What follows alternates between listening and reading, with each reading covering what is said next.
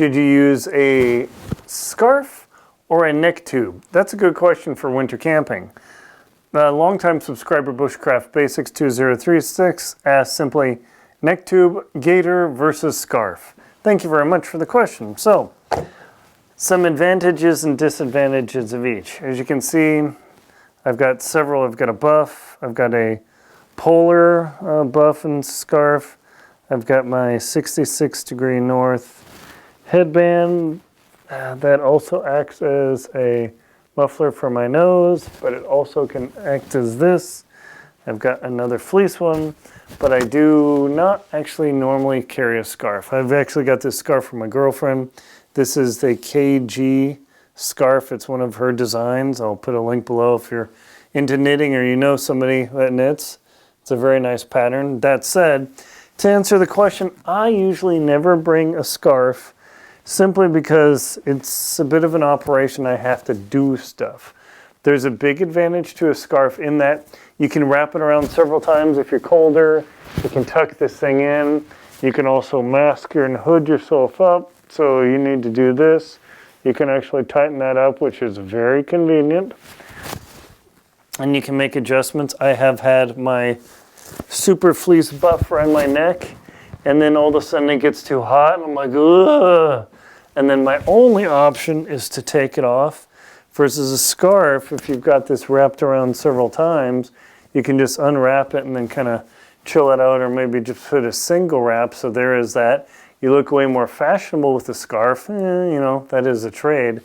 But one thing about the scarf versus the neck muffler is if you've got a hood, always think about the consequences of that. And then got that in my book, The Motivated Amateur's Guide to Winter Camping, is always think about the consequences of this. Of, hey, if you've got the scarf, and you got this wrapped up, and you got your jacket on, and you got your hood on, okay, so I want to make an adjustment. Okay, so I got to take this off, and I got to pull that out. Or do I take the scarf off, do this, wrap it around? I'm not exactly sure what I want to do. Plus, I can drop the scarf. With the neck buff, once I put it on my neck, it is not going to blow off no matter what. Also, having a neck scarf on means that if you've got hardware or climbing kit, it could snag on your scarf. That can be an issue. The nice thing about the scarf, it is versatile. You could do a lot more things with the scarf than the neck buff, but I will have to admit, as much as I like scarves and their versatility for that, I am purely a neck gaiter sort of guy, simply because it, for me, there's no fuss, no muss, no question about what I have and where it is at all times. It's always around my neck, and then I can make a pullover and make myself very sexy and looking old. I can completely pull it up, and I'm ready to go for combat. No problem. If it's really crazy, I can get this guy going down here. I can, you know, like, oh man, I can totally go crazy with the armor. The scarf, I simply can maybe do that if I have an ultra long one, but there's a lot of effort in doing this and flailing around. And then once the wind catches it and it blows it, now my scarf's flapping around. Versus the neck buff and gaiter, there's simply nothing to do. So my theory is based on the, I want the minimum muss and fuss with effort. You can see my buddy Terry Williams and I were out here. We don't have scarves. We don't have any of that. Terry not wearing a scarf here. Sorry. Terry not wearing a scarf.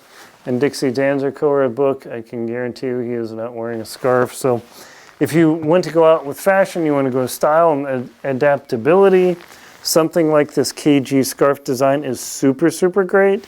Just know that there's a lot more fiddle factor. Even if, you know, at home this all seems great, but you're messing around, you're spending time, that you're also getting cold as you're messing with this thing versus putting something around your neck that can also cover your ears in an instant and then cover your nose, and you're good to go.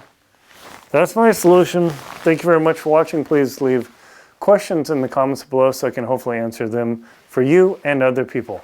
Thank you very much for watching.